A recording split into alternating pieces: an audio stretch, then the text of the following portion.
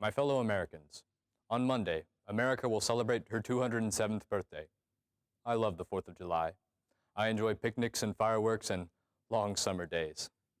And I get excited with the thought that millions of our people all across our great country will, on this 4th of July weekend, join together in thinking about freedom and the men and women who sacrificed to make it our inheritance.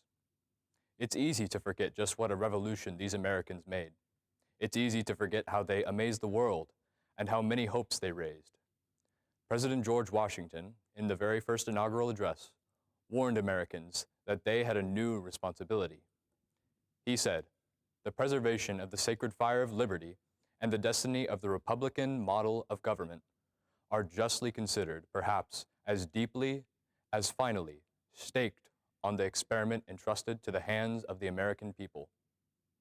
Now, you may not think of yourself or our democracy as an experiment, but look around. All over the world, millions and millions of people still live under tyranny. Their leaders claim that they're the wave of the future, that history is on their side. And yet, their people look to us for hope. Their people look to America as the cradle of freedom, the place where the great civilized ideas of individual liberty, representative government, and the rule of law under God are realities. Yes, these people see America as the experiment that works, and democracy works because of the physical and moral courage of individuals.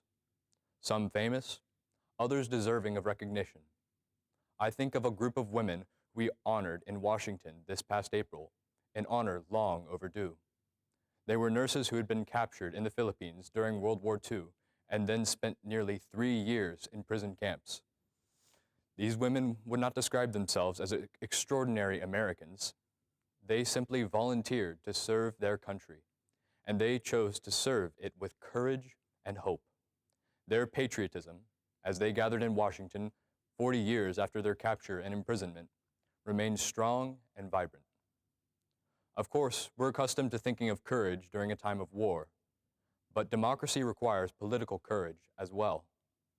In 1954, when he was convalescing from a painful back operation, Senator John F. Kennedy had time to think about political courage.